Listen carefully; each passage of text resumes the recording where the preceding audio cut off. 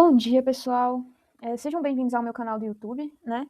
Em que basicamente consiste em trabalhos da minha cadeira de Fundamentos da Programação, do professor Jefferson. Eu sou a Marcela, já postei aqui anteriormente falando sobre o MIT App Inventor. E, gente, meu professor falou que caso tudo desse errado, né, se a gente não passasse na cadeira dele, pelo menos a gente viraria YouTubers. Então é mais ou menos assim que eu vou conduzir esse vídeo, tá? Professor Jefferson, espero que o senhor goste da minha apresentação, do meu trabalho, né? O senhor pediu para que a gente criticasse tudo que a gente fez, mas eu esperava o senhor que a coisa que eu mais gosto de fazer é criticar, principalmente as minhas coisas. Então vamos lá. Primeiro, eu quero fazer uma introdução do que é o pseudocódigo. Por quê? Porque quando eu fui fazer o mini teste, galera, eu acabei esquecendo de revisar pseudocódigo. E aí me deu um branco total. Foi meio tenso. Eu esqueci algumas coisas que vocês vão ver em seguida. Mas o pseudocódigo, ele basicamente é a estruturação de um código utilizando português. Você constrói o seu raciocínio do código e vai estruturando como se você estivesse escrevendo em uma linguagem. Mas, sendo em português, existe até o Portugal, muita gente até conhece, tá? E aí, como você acaba já desenvolvendo um raciocínio, uma lógica por trás, quando você vai traduzir para alguma linguagem de programação, é até mais fácil e até quase imediato. No entanto, a desvantagem do pseudocódigo é que não tem uma padronização certa, tirando Portugal de novo. Você só tem que seguir uma linha de condução, de padrão, que você não pode alterar durante o seu pseudocódigo, senão ele está errado. Por exemplo, se eu utilizo. Eu tenho uma variável x que eu quero igualar a um valor y, né? A gente pode utilizar o igual, uma setinha, mas se eu utilizo uma setinha uma vez para fazer essa igualdade, eu tenho que utilizar essa setinha todas as outras vezes em seguida no meu pseudocódigo. Se eu, por exemplo, fizer o encerramento de uma linha com ponto e vírgula, eu tenho que fazer em todas as linhas seguintes, certo? Mas daí também, se eu não fizer, não tem problema, porque, como eu disse, não tem uma regra, tirando o Portugal, que tem as regras dele. A estrutura que a gente utilizou em sala de aula foi mais ou menos essa. A gente colocava algoritmo, e aí o nome do nosso algoritmo, a gente não utilizou espaços, tá? No nosso pseudocódigo. A gente utilizava o dash para dar um espaço. Aí a gente utilizou var para ser o espaço de declaração de variáveis, um espaço entre o var e o início, para colocar alguns subalgoritmos, o início, que é o start do nosso pseudocódigo, o corpo do algoritmo, e o fim. Sempre tem que terminar com o fim, tá? Então, vamos para as minhas críticas. Pessoal, foram sorteadas 5 questões, sendo as 2 primeiras sorteadas para serem feitas em pseudocódigo, as outras 2 em C, e a última em pseudocódigo e C. Vamos começar pelos nossos erros, no caso, os meus.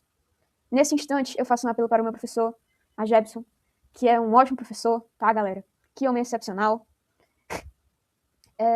Como eu coloquei lá em cima, a estrutura que a gente utilizou em sala de aula era só a parte do algoritmo, sem esse nome dash, algoritmo. Só que eu acabei me confundindo. No entanto, professor Jebson, eu sigo esse padrão em todos os meus outros pseudocódigos. Posso dizer que está errado? Posso dizer que está certo?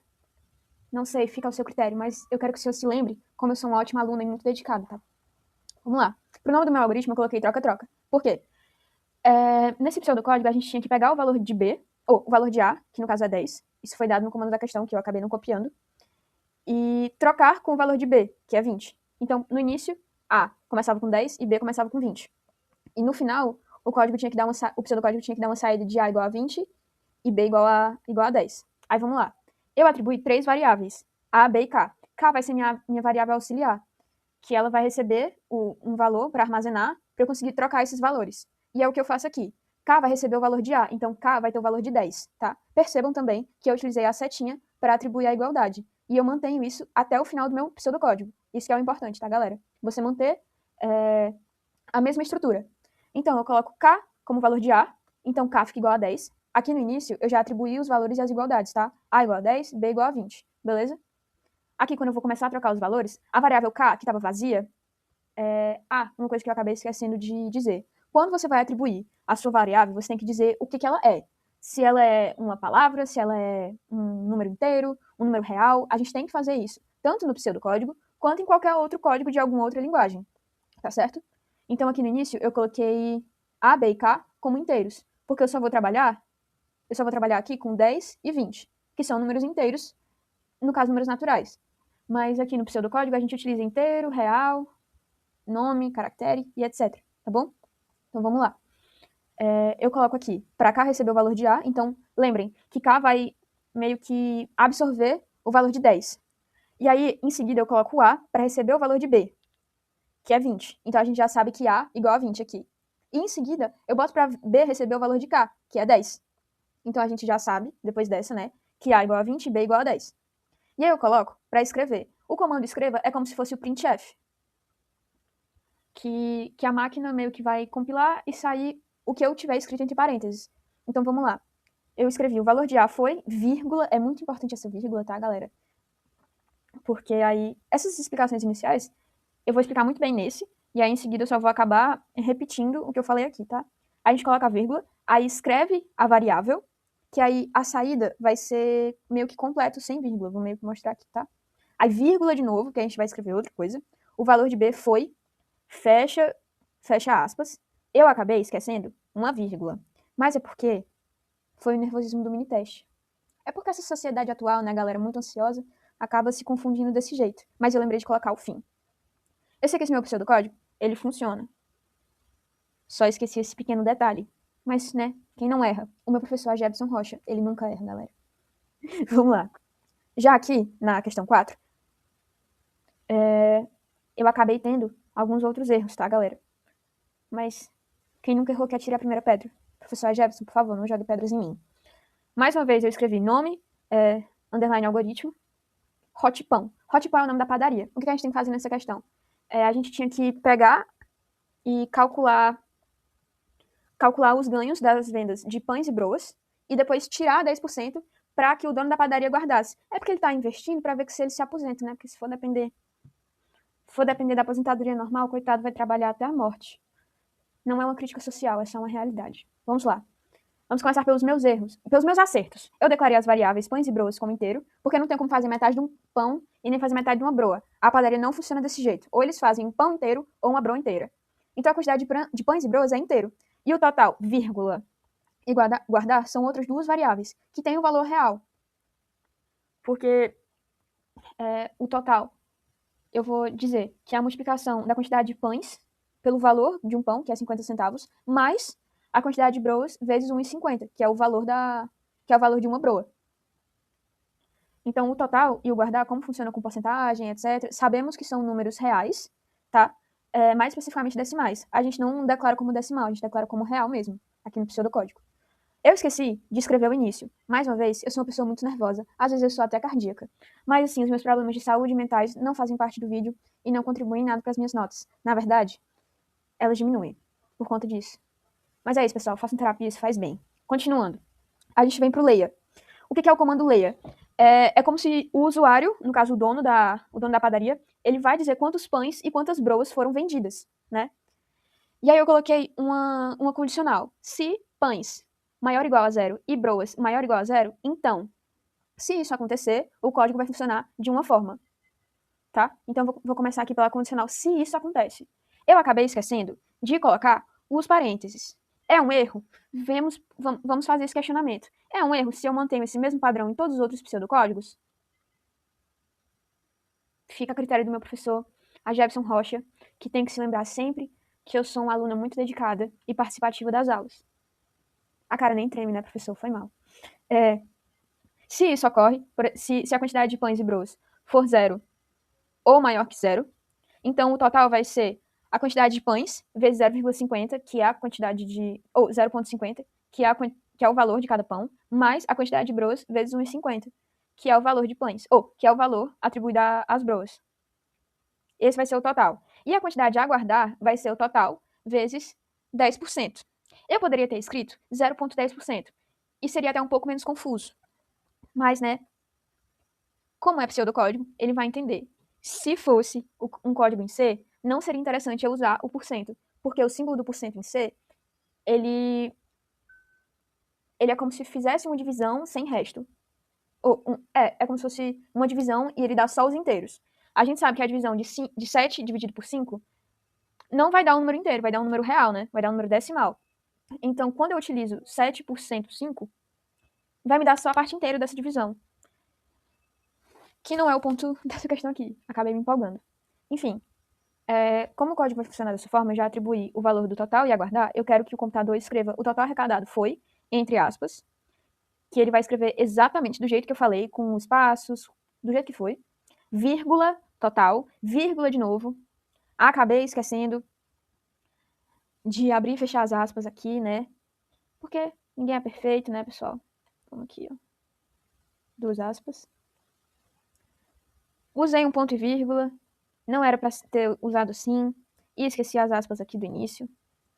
Não, esse pseudocódigo aqui foi feito sim, de uma forma, mas enfim, acabei esquecendo ponto e vírgula, ou acabei esquecendo de fechar as aspas e abrir, e utilizando um ponto e vírgula ao invés de uma vírgula normal, tá? Ocorre com todo mundo. E o total a ser guardado é, fecha aspas, vírgula, esqueci a vírgula.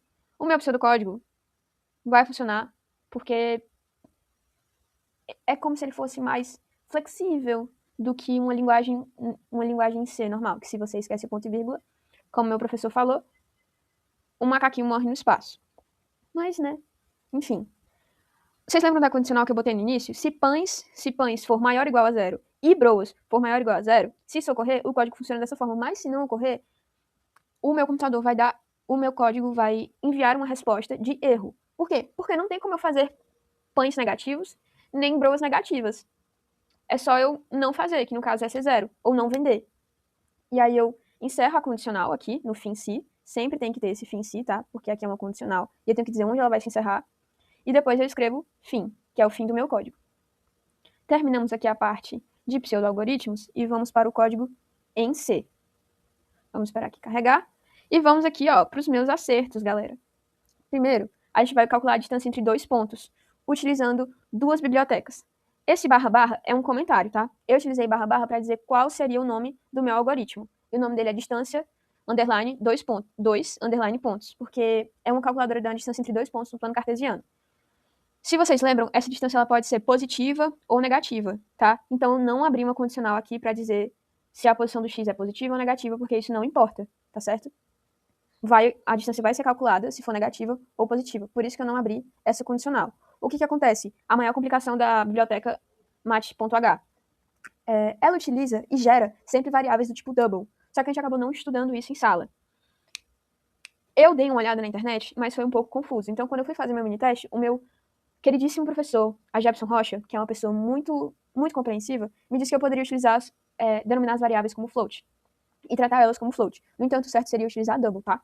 Porque essa biblioteca MATH, ela só gera variáveis double, ok?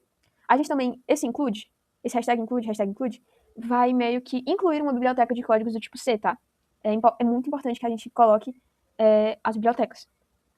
Aí eu começo pelo intmain, abro chaves, intmain, abre e fecha aspas. Como não tem nada escrito aqui, também daria a mesma coisa se eu tivesse escrito void ou não. Aí eu abro aspas, declaro as minhas variáveis, que eu chamei de x1, x2, y1, y2, e igual a zero. Por quê? Porque meu queridíssimo professor Jefferson Rocha disse que é sempre importante a gente limpar as variáveis. Alguns códigos não rodam se a gente não limpar as variáveis.